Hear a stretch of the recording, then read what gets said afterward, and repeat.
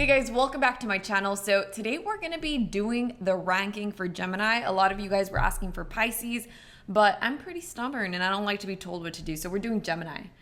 So let me first explain the tiers very quickly. And yes, I am aware that I switched the tiers up. The red should be at the top, the green should be at the bottom, but I cannot be told what to do. And I'm a Capricorn rising, and that just did not make any sense to me. To me, green is good, red is bad. And I didn't know that that was something that we were trying to fight as a society. So I'm still going with green is good and red is bad. So other than that, let me explain the tiers. The top tier is the hell yes. For whatever reason, these two signs work very well together. Their energies just flow and they mesh very well. Then under that one, I have into it. Obviously, it means I'm into it. That it's not just like the perfect match, but it's still pretty freaking good, especially if you consider some other aspects of the chart. Then in the light orange tier, the make it work tier, that is where I put all of the ones that you need to look at the chart more closely to figure out how well the match is going to work. This is really going to depend on the other parts of the chart. And in the penultimate tier, I've seen worse. So this is the signs, these are the signs that are holding on by a thread, that there is a bunch of stuff that just doesn't work out, like the quincunx signs, like it doesn't really work out, but they're still hanging on by a thread, and I'll let you know what that thread is. And lastly, at the very bottom, I have no words. I have no words. I don't really know what these two are doing together, but remember that synastry and astrology is a complex art and science. So you can't just take two signs and be like, oh yeah, we go or we don't go. You have to analyze the whole ass chart. So if you're looking for a synastry, your girl does synastries, go to my website. And other than that, just remember to read the disclaimer. Read the whole disclaimer. I think you should use the moon, Venus, and the sun, and the rising, not just the sun. So with that in mind, let's actually get into the video.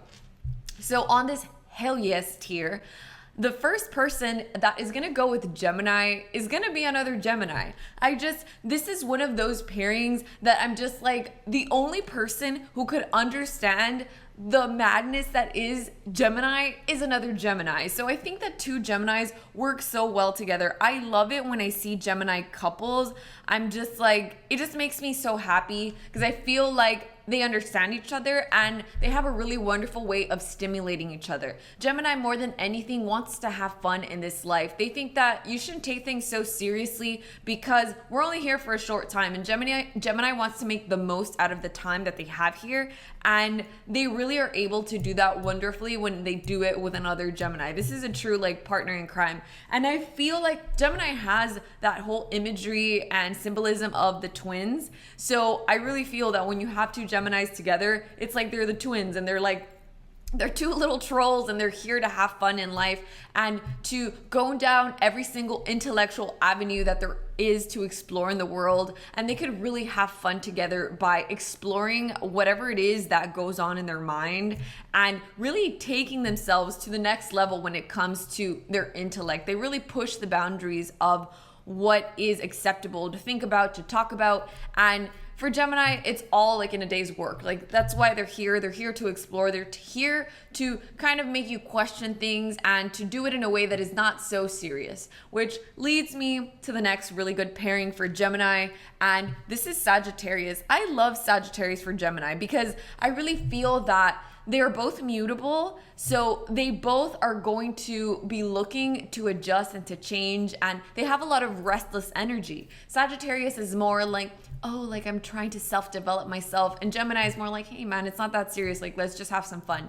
So I still think that nonetheless, they're opposite, and I don't think that all opposites work very well together, but I do think that Sagittarius and Gemini do work very well together because Jupiter rules Sagittarius, and Jupiter and Sagittarius they really love having a good time, and they love laughter. Jupiter is associated a lot with laughter, and Gemini happens to be a freaking clown. So when they get together, they can't stop laughing, and they can't stop pushing each other's boundaries in terms of what is acceptable, what is okay to laugh about, what is what's funny, what's not funny.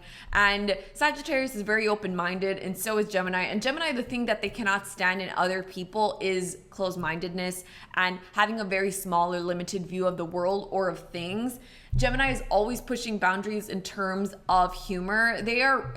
Geminis are really funny. It's like, to me, it's like the funniest sign, and they always have something funny to say about everything. But Sagittarius really enjoys that because Sagittarius really loves to laugh. I think that value in having fun in life, they really are going to be able to find it in each other. And the only thing that might not work is the fact that Gemini just wants to learn and know things for the sake of the information itself. It's an air sign. So air signs are very much stuck in the intellectual realm, in the realm of ideas. And Sagittarius, on the other hand, even though Sagittarius is the intellectual of the fire signs, Sagittarius very much wants to do something with the information that they obtain. So the connection that they can both, they're both exploring, they're both looking for information, that's great, right? But Sagittarius is looking for that information to turn it into knowledge, to turn it into wisdom, and to things or kind of like rules to live by. Jupiter is also associated with law. So Sagittarius is very much looking for something that is going to guide the way that they live their life. And Gemini is more like, why limit yourself when you could do absolutely anything? You can explore anything. Why would you limit yourself to just choosing one thing when there's all of these things? So that's really where they will sort of like bump heads. Obviously, that's the nature of the opposition. But other than that, like, I think that this is a really great pairing for the both of them. They could have a lot of fun. And the next person that I love for Gemini, and this one seems very obvious, it's Aquarius. Aquarius is another really freedom-loving sign, but Aquarius is ruled by Saturn for me. I use traditional astrology. So Aquarius, they are very open-minded, they're very progressive, and they're always looking to have all of the facts and all of the latest facts on things. They like to be very well-informed. So obviously Gemini, being another air sign, they're really going to appreciate that. But the thing is that Aquarius is nonetheless a fixed sign. So fixed energy tends to try to remain in the same position that it's in because it's fixed. That's a whole role of fixed energy. And when you're talking about fixed air, it's kind of like counterintuitive because air is the most free-flowing of all of the elements. So it's just very free and it's the most freedom. But when you have it fixed, this is an idea solidified. This is a value. This is a judgment, right? So that's where Gemini is going to be like, hey man, why are you getting so dusty? Like, why do you have to limit things? And most Aquarians are going to get offended. They're going to be like, we don't limit things. Like, no, you don't, because you're still an air sign, but there's still that Saturnian and that fixedness of the whole sign itself. So Gemini is going to want to push you and make you, question things at infinity. How do you say it? Like infinitely, just forever. Gemini is always going to keep questioning. And Aquarius, the whole purpose of Aquarius, they want to get to a conclusion as well in order to sort of make a decision in terms of what is best, what is most progressive, what is most fair. Remember that they're the sign of brotherly love and fairness, hopes and dreams, all of that, right? So Aquarius wants to make sure things are fair. And Gemini is just like, who cares, man? We're just having fun. Like Gemini is way more lighthearted. So that's where the difference is going to be. But Aquarius is very much, they like people who are interesting, who are interested in new information, who have a lot of interests, period, because Aquarius is also associated with like hobbyism, like having hobbies. And even though Gemini, like obviously everyone can have different hobbies, right? But Gemini very much stays intellectually like plugged in. They always are moving. So they're always going to be into something and they'll always have something to share with the Aquarius, and the Aquarius appreciates it. So they have that air connection. Obviously, whenever you have signs that are of the same element, they're really going to connect, and that's a really good connection that they have. So in the next tier, the first person that I have here in the Intuit tier is gonna be Aries. And I like Aries for Gemini because Aries is very active, and I almost feel like the only person who could match the activity level of a Gemini is gonna be an Aries. So I really feel that that is one level that they can connect on, because Gemini is ruled by Mercury, so it's very quick. And Gemini is always, they're always either quickly talking, they're texting, they're doing so many mental tasks at the same time, but there is an emphasis on speed. And Aries absolutely hates slowness. They can't stand people who are slow. They don't like, like the Taurus types or the Pisces types that is more slow and calm and chill. Aries likes passion and movement. And Gemini can give you that. And you might be like, well, Gemini is not so passionate. Well, maybe they're not so passionate, but maybe this Gemini has fire in their chart. And then if the Gemini has fire in their chart, then that would raise Aries up to the first level, because then they would really be able to connect on the speed level and on the passion level. So I really, really like Aries for Gemini. And next here, I have the other Mercury ruled sign, which is Virgo. I feel like, and people are gonna push me on this one. They're gonna be like, what are you talking about? But hear me out. So Gemini finds it very important to be well informed, to be intelligent, to be creative with your mind, right? They really, really value that. It's very important to them. Whenever you get down to like the nitty gritty and to the essence of Gemini, the intellect is something that they value very much. And who else does that but Virgo? Virgo takes great pride in knowing the things that they know and being sort of the smarty pants of the zodiac. So they're going to relate on that mental level, obviously, because they're both ruled by Mercury. The difference being that obviously Virgo, because it's Mercury and Earth, Virgo is going to turn that mental ability onto things that are more practical, right? Gemini just likes to know things for the sake of knowing things, because remember, they're an air sign, so they are very much connected to ideas. And these ideas don't have to lead to anything. It's just for the fun of it. It's just like doing acrobatics with your brain, and it's just for fun, for exercising your mind, right? And Virgo would be like, that's such a waste of time. Like, what are you gonna do with that? Like, all this stuff that you know, what can you apply it to make it beneficial for you in the real world? Because that's what Virgo is looking for. Virgo is looking to improve things in the real world, right? That's why they use their mind so much. So they're going to appreciate the intellect that they each have, and they're going to value that. And I think that both of them, especially Virgo cannot stand having a dumb partner. They don't like it. They like to be with somebody who is smart and intelligent, and they're going to appreciate that in the Gemini. And the only thing that they might not like is that Gemini is just doing it for fun, and Virgo might be like, well, like, what does that even mean? Like, how is this useful? But again, caveat is if the Gemini has Earth in their chart, this could really make it an even better match. So the next person that I put on this Gemini Intuit tier is Scorpio. As I've said in the past, I really like Scorpio and Gemini together because I feel that Scorpio has a lot, like, they keep a lot of things under wraps, and Gemini loves figuring things out. To Gemini, the world and people are kind of like puzzles, like a Rubik's Cube type thing. And they're always like messing with things just to see what will happen, just for the fun of it, right? And Scorpio is the detective. Scorpio is an investigator. It's a very investigative sort of energy that likes to figure things out as well. So they'll have that in common. But the difference being that Gemini does it just for fun, just to see what happens. Gemini likes to know how people will react, likes to just sort of dig for fun, just to know things. Because to Gemini, the whole purpose of the world is just to explore all the things that you could possibly explore.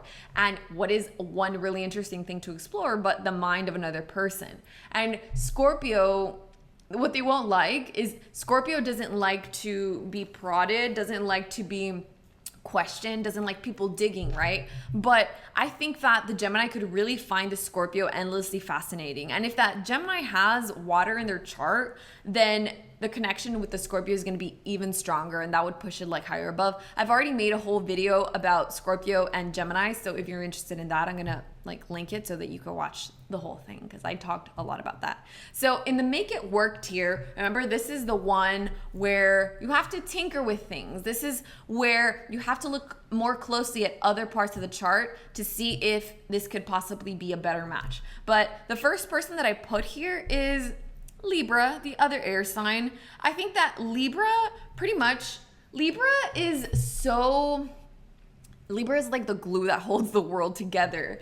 And Libra, you really have to look at other parts of the chart to see where they're going to lean. Because I almost feel that Libra is like that blending color, because it brings things together regardless of what they are, because that is just the nature of Libra. Libra is air, so air is it's mobile, and it's air in Venus. And Venus wants to unite people. It wants to, because it's a planet of love and of relationships. So the Libra is going to want to relate to the Gemini, and they're going to relate on an air level, right? Because they're both air signs. So they're going to relate in the sense that sort of they find it important to talk to other people, to have relationships with other people. Gemini, it's just, as I said, for intellect's sake, Gemini, they need to have other people, because who the hell are they going to play with? Who are they going to have fun with? Who are they going to talk to? Who are they going to make laugh, right? That is why Gemini wants to stay connected. And Libra really values relationships. So, they both like to get along with people. So they're going to relate on that level.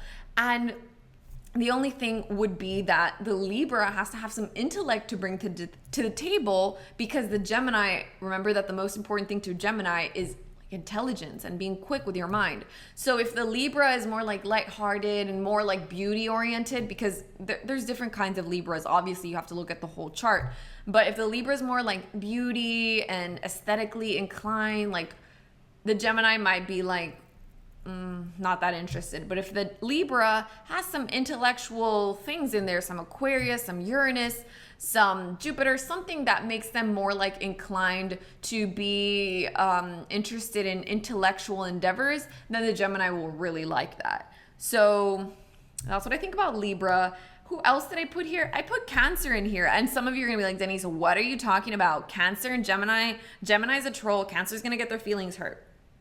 First of all, yes, Gemini is a troll. They have a lot of fun. They're like little jesters. But remember that signs, whenever you have your sun in Gemini, you likely will have planets in Cancer or in Gemini or in Taurus, obviously, because you have planets that are in the same sign, or the one over or the one before. So if you happen to be a Gemini that also has Cancer energy, then obviously that's going to connect you to the Cancer person. And so it's likely that you're going to have some stuff in common. And Gemini Cancer people are extremely seductive. I need to make a video about that.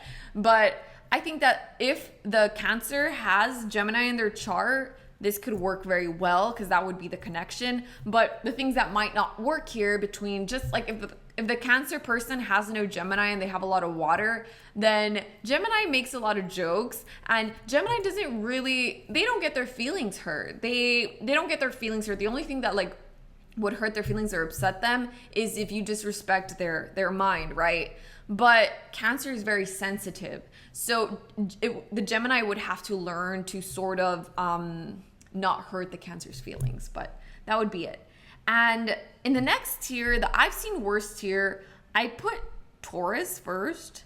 And here, okay, Gemini has a propensity to be very attractive. And I don't know if this is just my craziness, but Geminis are attractive because they are attracted to shiny things, so they themselves are shiny things. They have something about them that is just attractive, because in order to attract the fun that they're trying to have in life, they need to look like fun. So they look like fun, shiny objects. Taurus loves shiny objects. Taurus likes beauty, right? They are ruled by Venus in Earth. So they are attracted to beautiful things. So they might be attracted to the Gemini, but the thing that would get in the way is if the Gemini is too flighty, remember that this is mutable air. So if they are too non-committal, or they are too non-committal, they don't want something too serious and stuffy, they might scare the Taurus, because Taurus is always looking for stability. But remember that the Taurus person might have some Gemini in their chart, or the Gemini might have some Taurus. So if they do, because remember that you're not just one thing. So if they both had Gemini and Taurus, then they would really move up into the intuit tier, because whenever you have similar energies to your partner, you reach a level of understanding that you wouldn't have if you didn't share those signs and those planets. So there's that. And then the next person that I put here is Leo in the I've seen worse category. And the reason why I put them here is Leo is attracted to, again, also shiny, beautiful things. And as I said, Gemini is attractive because in order to have the fun that they're trying to have, they need to be fun. They need to look fun. They need to look like a good time because they want to have a good time. So they have a very, very interesting way of dressing or communicating or being funny. So they are, glittery. And Leo's attracted to glittery things, glamorous things, things that are attractive, right? And so this is where the attraction might lie, but Leo doesn't really care that much about intellectual things unless you have a Leo Virgo that is very confident in their intellect, because Leo, their thing is confidence and pride, having pride in the things that they do. And if they have some Virgo in there, then they're going to be proud of their mind, the things that they learn, the things that they've studied. And there could be more connection there, and then you could move it up. But if it's just a very fiery, passionate Leo that is more concerned with maybe performing, expressing themselves, being more artistic, creative, the Gemini, they'll be attracted to the fact that you have a passion or something that you're into. But at the end of the day, Gemini wants to have more intellectual fun. They want to figure you out. They want to teach you things and for you to learn from them and you to teach them things. So if you're not interested in that, if you're not so intellectually inclined, then it's not going to be so fun. And that the only attraction there would be the physical attraction. But obviously that's a thing. And in the last tier, the no words tier, this is where I'm going to place first Capricorn. Capricorn is the energy, it's a very serious energy. I call Saturn, the ruler of Capricorn, the grandpa. So don't get me wrong, I will say Capricorns are not boring. Whenever people are just Capricorns are boring, I'm like, what are you talking about? Capricorn is the ultimate sign of work hard, play hard. Capricorn has to feel like they're deserving of the fun that they're trying to have. So definitely Capricorns are not fun at all. I mean, no, but oh my God, that was such a horrible Freudian slip. No, Capricorns are not boring at all. They very much like to have fun, but it's going to be very earthy fun. So they could like to drink. They could like to do other earth sensual things. Definitely a fun sign, but they're going to have fun after they've done their work because they need to feel like they've earned it because this is ruled by Saturn and that's just how Saturn works. But what doesn't work between them is that Gemini, they're mostly about fun, intellect and fun. So see how one is very serious and about work and the other one's just man, why do you take things so seriously? Gemini is kind of like a little kid. It's kind of like a little 7-year-old that is just in a candy store and just trying to check everything out and running through all the aisles. And Capricorn would be the grandpa that is walking behind them and being you're making a mess. What are you doing? You need to relax. You need to calm down. You need to get those candies and we need to pay for them. And Gemini's no. So you see how you have to look at the archetypes of the signs to sort of see what doesn't work and what does work. So there's that. And what else? Here I put Pisces. I put Pisces here because I feel like Pisces is very much, they're mutable as well, so they have the mutable connection, but Pisces is very much concerned with melting themselves into the spiritual realm, into water, because Pisces is a water sign, and Pisces, the water element, really rules emotions, psychic energy, feelings, love, everything that is unseen, right? And nowhere in that did I talk about like intellect or intelligence. No, feelings are like sort of the opposite of that. So whenever you're talking about like water and air, they're sort of very opposite, because water goes better with fire because they're both feeling based, where with fire is more like passionate and water is more like intuitive and like love and like soft feeling, and the other one's like intense feeling, but they're feeling based. And the air signs are intellect based, practical even. Aquarius I would say is more practical, and so I don't see a connection there. It would have to be like a Pisces that has maybe Aquarius in their chart, or if the Gemini has a lot of water in their chart and they're drawn to the Pisces for other reasons. But just the plain signs on their own, there's not a huge connection there. But that's the video for today, guys. I hope you liked it. If you did, make sure you give me a thumbs up. If you're not subscribed, subscribe to my channel. I put out videos every single week, and I'll see you in the next one. Bye.